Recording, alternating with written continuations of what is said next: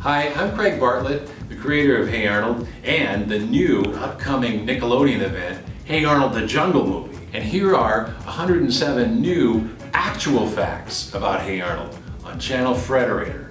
Let's talk about everyone's favorite football head from the 90s. Well, it's been some time since we last visited the city of Hillwood. Arnold's story isn't over just yet. Hey guys, I'm Jacob with channel Frederator, and today we're counting down 107 facts about Hey Arnold. Let's get started, and just try not to get hit, okay? Hey Arnold premiered on October 7th, 1996. It was created by Craig Bartlett and aired on Nickelodeon until June 2004. Craig Bartlett is no stranger to show business. He also served as a story editor for Nickelodeon's Rugrats. You have him to thank for creating classic toy icons such as Cynthia and Reptar. A lot of Bartlett's past served as an inspiration for what would become Hey Arnold's own unique setting. Bartlett grew up in Seattle and attended school at the Museum School in Portland, Oregon, where he studied painting and sculpture. It wasn't until his fourth year at a totally different college that Bartlett realized that he wanted to be an animator. Right out of school, Bartlett got a job working for VINTON, a producer and director who mastered in the art of claymation. From this apprenticeship, Bartlett learned everything from building sets to sculpting out clay characters for filmmaking. This led to his eventual move to Los Angeles, working on Pee-wee's Playhouse in the same medium. It was there that Craig worked as an animator for the Penny cartoons. The character Penny was shot on glass with a downshooter camera, the same method which was eventually used to animate Craig's very own 1988 short, Arnold Escapes from Church. Now don't be mistaken, it wasn't until Bartlett finished working on season 2 of Pee-wee's Playhouse that Arnold made his debut. In fact, Arnold Escapes from Church was made entirely from Bartlett's living room in Los Angeles. Arnold Escapes from Church was based on one of Bartlett's earliest memories as a kid.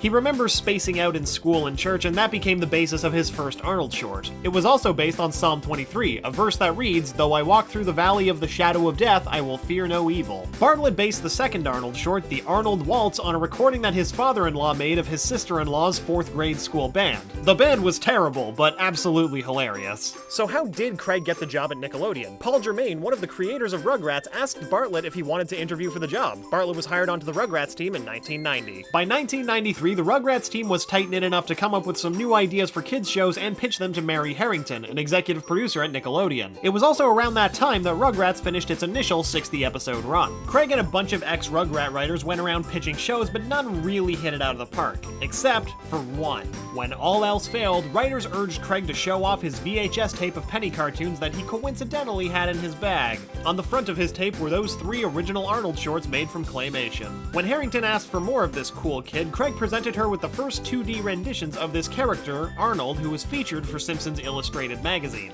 One in particular told the story of Arnold going to a theme park, and while he appears indifferent on every roller coaster and crazy attraction there is, when he gets home and into bed, that's when he loses it. That last panel is what sold the show. So the Hey Arnold team assembled. Jim Lang was brought on as composer and Tuck Tucker as a storyboard artist. Craig Bartlett met these two in the early 90s while working on World's Fair films together, the early makings of a grand trio. Steve Vixton and Joe Ansalabeher were the first 2 writers brought on for the Hey Arnold series. Craig knew both from his work as a story editor for Rugrats. Raimi Muskies was also considered for director when Bartlett was recruiting for the Hey Arnold team. However, he was so knee-deep in the production of Rugrats that he ended up passing on the opportunity. He later directed 2 episodes, April Fool's Day and The Journal, which both aired in 2002. Once Rugrats finally slowed down in the late 90s after its many film releases, Craig snatched up Raimi to direct The Jungle Movie. More on that epic film later. Hey Arnold was mostly inspired by those early Charlie Brown cartoons created by Charles Schulz. There was just something about those long walks in the snow with jazz music and feelings all in the air. As Bartlett even pitched it, quote, "It would be a Charlie Brown for the 90s." Arnold's neighborhood was heavily inspired by Seattle, the city Craig grew up in.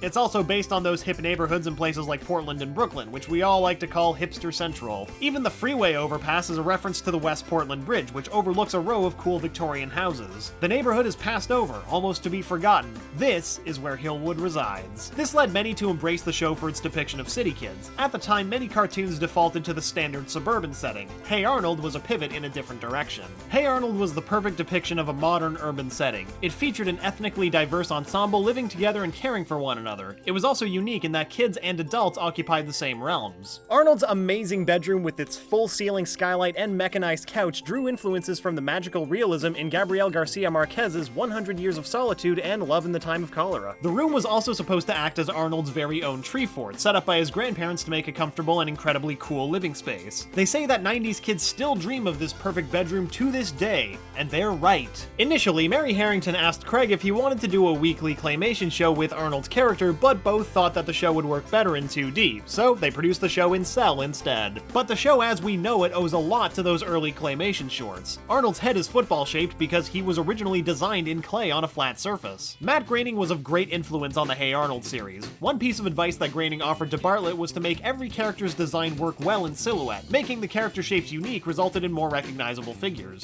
Time for a family fact. Matt Groening, the creator of The Simpsons, is actually Craig Bartlett's brother-in-law. The bold, geometric shapes that Groening recommended paved the way for the first designs of Arnold, Gerald, Helga, and Harold. A lot of the art was drawn by Tuck Tucker. Many of his early Helgas had extremely serious, almost terrifying designs. And Arnold's head was initially a blimp, but slowly evolved into a taco. And just to get the record straight, Arnold is not wearing a skirt or a kilt. He's wearing a flannel with the tail hanging out, which is based on musician Neil Young. During the late 1990s, the animation on the Hey Arnold series changed from being hand-painted to being digitally colored. It still retained its original look, but was one of the few shows that permanently made this transition. Artists like Vince Guaraldi, Miles Davis, and Beck were inspirations for Hey Arnold's soundtrack. Composer Jim Lang took urban sounds and hip-hop beats and mashed them with traditional jazz music. This gave the show a more gritty, more grungy sound fit for an urban setting. Hey Arnold was the first Nicktoon series to use actual children as voice actors. The kids in the show were voiced by other kids ranging from ages 9 to 15. Arnold was voiced by 5 actors: J.D. Daniels, who recorded for the pilot, then TORAN CAUDELL, also known as Lane Torran, for episodes 1 to 26, Philip Van Dyke voiced episodes 27 to 60, then Spencer Klein for 61 to 100, and last but not least, Alex Linz voiced for episodes 101 to 103. Craig Bartlett actually voices Ned, along with several other characters in Hey Arnold, including Brainy and Miles. There were no rehearsals for recording sessions, rather they were more along the lines of workshops. Many of the stories were built around the child actors themselves. For instance, Craig used sessions and scripts to figure out how far Helga's character could go. Francesca Smith, the voice of Helga, recalls the Gum Shrine as being the perfect example of collaboration. It was a risk considering it wasn't in line with what kids shows normally did, however, the network loved it. It was all thanks to her voice work, the writers, and artists who made the whole thing happen. The typical Arnold story was set up as Arnold accidentally doing something that hurts someone else. Then by the end of an episode, he makes the situation slightly better.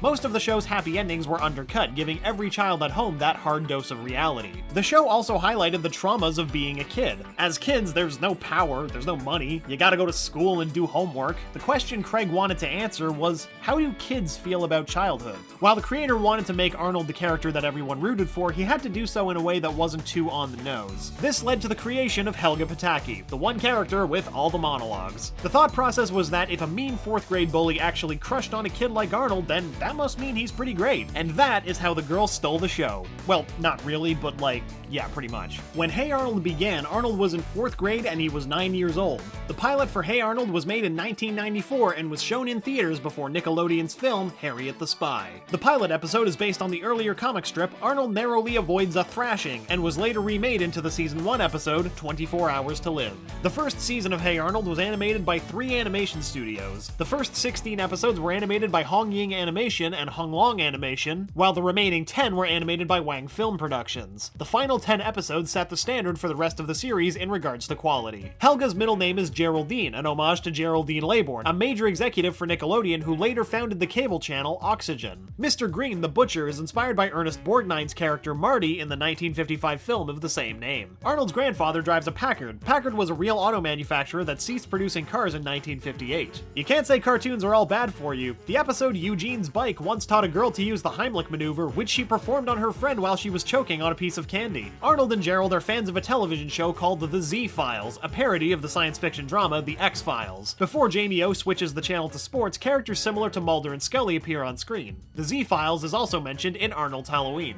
On that note, in Arnold's Halloween, Arnold and his friends fake an alien invasion. The location Wells Ridge is mentioned in the episode, and this is a reference to the iconic theater, film, and radio figure Orson Welles. Welles once caused nationwide panic with a radio broadcast titled War of the Worlds, which unintentionally fooled listeners into thinking that there was a real Martian invasion happening. Oskar Kokoschka's name was taken from none other than Oskar Kokoschka, of course. For those of you who have no idea who that is, Kokoschka was a Viennese painter from the turn of the 20th century. He and Hey Arnold's Oskar may share a name, but their personalities are completely different. A voice actor-related gag appears in the episode Mr. Wynn Goes Country. When Arnold hears Mr. Wynn sing, he declares that Mr. Wynn sounded like a professional. Well, that's because he was a professional. Mr. Wynn's singing voice was provided by renowned country singer Randy Travis, who has garnered 6 Grammy Awards. According to Craig Bartlett, the character of Lana Vale was originally going to have a larger role in the series. Believe it or not, the boarding house resident would have had a crush on Arnold, making the 9-year-old a bit uncomfortable. Writers attempted to retool Lana after the rejection, but were unsuccessful. This is why she doesn't really appear much after season 1. The episode Parents' Day was held back from airing in the US for 3 whole years. The sign outside the Sunset Arms boarding house reads, "No kids, pets okay." The aforementioned sign is a recurring gag in the series and can be found in other episodes. One notable occasion where it's appeared is in the episode Heat. It's at the pool that Arnold and Gerald unsuccessfully try to visit. Fun fact, those pets don't actually belong to anyone specific in the household. They're actually feral, and they come and go as they please. Nocturnal Ned, or Nashville Ned, is the DJ who works at the radio station MJZZ. The character is a caricature of the show's creator, Craig Bartlett. Off-model Arnold is actually Arnie, Arnold's weird cousin who appears in the episode Arnold Visits Arnie. Arnie was based on the studio's experiences of getting really ugly animation back from overseas. They kept a collection of Arnold's worst drawings and eventually made a story out of it. In Hey Arnold the movie, Grandma Gertie's prison break is identical to that of Andy Dufresne in The Shawshank Redemption. There's no other way to escape from a prison than through a secret passageway concealed by a poster. In the episode Gerald's Game, some of the noises from the pinball machine are taken from the Atari 2600 version of Pac-Man, which is not a port at all praised by the gaming community. Ludwig and Wolfgang are the names of the 2 bullies in the show, besides Helga, of course. Their names refer to the 2 most famous composers of all time, Ludwig van Beethoven and Wolfgang Amadeus Mozart. While many believe that Gerald's 33 shirt is a reference to Scottie Pippen, the NBA player known for his time with the Chicago Bulls, Craig insists that the similarities are a total coincidence. The Haunted Train, Monkey Business, The Parrot, and School Play are a handful of Craig's favorite episodes. All of them have one thing in common: witty jokes and captivating storylines. As a grown-up, Arnold would either be an anthropologist or an architect, and Helga would work in the sciences because she's a genius, you goons! Comedian Bo Burnham mentions Helga Pataki in the line, "Hatin' other rappers like I'm Helga Pataki" in his song Words, Words, Words. And you know, Bo's acknowledgement confirms that Helga is the coolest. Originally, Monkey Man lived in some cardboard boxes right underneath Arnold's fire escape. Like many other animated shows before it, a lot of Hey Arnold scenes were cut due to time constraints. In Operation Ruthless, the episode originally began with Arnold inside a giant pinball machine bouncing between Helga and Lila Sawyer. Since this scene was sort of stressful in its own right, it didn't make it to the final cut. In Arnold's Christmas, Arnold was going to have a very long dream that would pan into Mr. Wynn's Vietnam flashback. Although a lot more emotion was initially planned for this episode, these scenes ended up on the cutting room floor. Thankfully, the episode didn't suffer for it. Tiny details that added heaps of emotion and wit were often cast aside to save seconds. In Helga's Parrot, Helga falls through the ceiling and leaves Arnold's house using an umbrella as a crutch. In the final scene, she simply opens the door and walks out into the thunderstorm, but in the cutscene, she kicks the door shut. It's impressive because, well, she's injured. But her trademark sass sure wasn't. Big Bob Pataki was based on a car dealer that Craig knew as a kid. This same sort of character development was used for Coach, depicted by Jim Belushi and based on his own middle school PE experiences. As mentioned quite often in interviews, Pigeon Man was never an episode about suicide. The story goes that he flies away on strings all the way to Paris, where he is one with the birds. In fact, in the first teaser of the Jungle movie, there's a clip of Pigeon Man. Craig wanted to debunk the rumor, so he decided to show Pigeon Man alive and well in the city of Paris. There were also rumors around the episode Arnold betrays Iggy. Evidently, the internet created a false story that Craig hated the final episode so much that he had the writers stand out in the rain. This wasn't true, since every episode that was created was a team effort and nothing made it past Craig and the directors. On a lighter note, there was a particular scene in the episode that was based on Jerry Lewis's Nutty Professor. Can you spot the reference? Helga on the Couch, an episode in which Helga goes to therapy after punching Brainy, was pitched continuously until it finally got the green light in season 4. Creators wanted to give some insight into why Helga is the way she is. Many guest actors were old TV people. For instance, Phyllis Diller, who was known for her roles in The Night Gallery, The Muppet Show, and Boston Legal, played Grandpa's sister Mitzi. Story goes that they had to Xerox the pages until the letters were giant. Despite her dwindling eyesight, however, she still did a great job. The character Mr. Likelighter, who is a theater critic and stage director in the series, was based on an actual columnist who wrote for the Burbank Leader. This guy literally wore an eye patch and referred to himself as the Eye on Hollywood. Mr. Likelighter was voiced by none other than Tim Curry, the man known for his work in the Rocky Horror Picture Show, the 1990 version of It, and Charlie's Angels. He also sang the song Nice Guys Finished Last in the episode Eugene Eugene. Hey Arnold the Movie is an animated film based on the Nickelodeon animated TV series. The film was released in theaters on June 28, 2002 by Paramount Pictures and Nickelodeon Movies. The movie takes place between the episodes Eugene Eugene and April Fool's Day. With that being said, April Fool's Day was written from the perspective that Arnold had already heard Helga's confession, spoilers, and is aware of her feelings for him.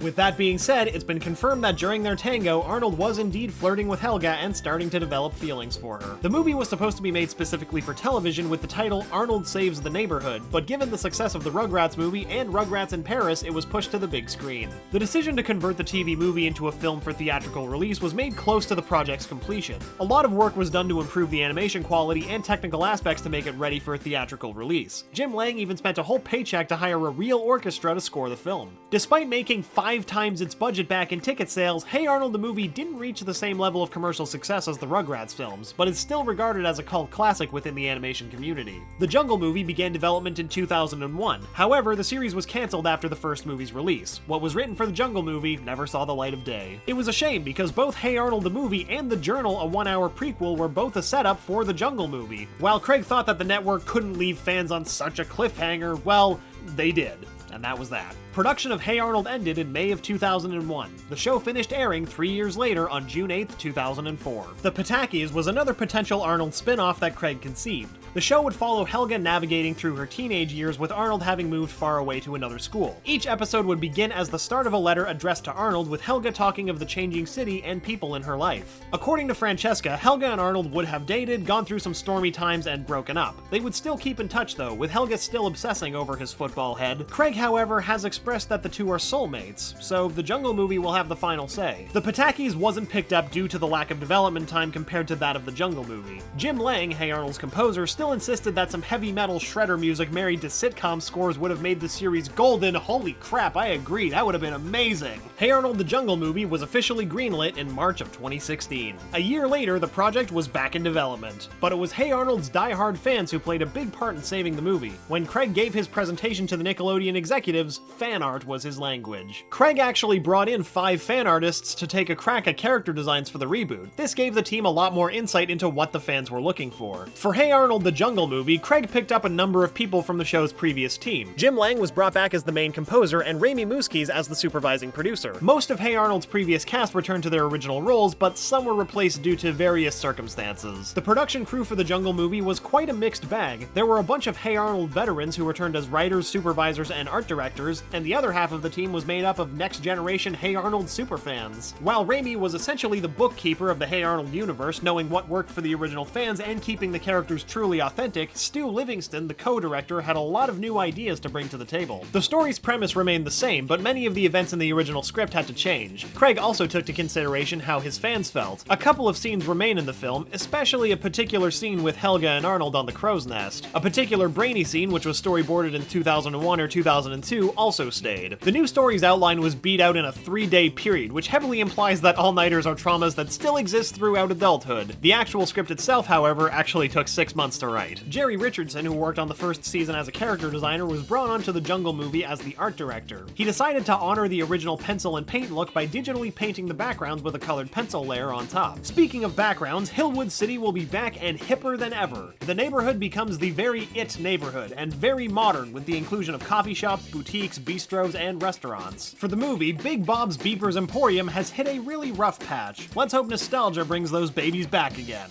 We won't spoil. While cell phones are a thing to expect in the Hey Arnold world, they're only limited to Rhonda, who is obsessed with taking and posting selfies. I mean, it fits her character. In regards to design, Rhonda was made to be a little more stylish. Phoebe's look is upgraded a lot more to build her confidence as a growing character, and Arnold, Gerald, and Helga stayed very close to their original designs with some refinements here and there. Craig admitted that the hardest challenge with the update was pleasing everyone. He wanted to create a film that would resonate with both adults and new young fans alike. Hey Arnold the Jungle Movie will start on the last day of school in 5th grade and end on the first day of school in 6th grade. Hey Arnold the Jungle Movie's release date is November 24th, 2017, 15 years after Arnold's big screen debut. The movie will confirm what Arnold's last name actually is, and what happened to his parents, and his feelings for Helga, so get out your tissue box and get ready for one wild, nostalgic adventure.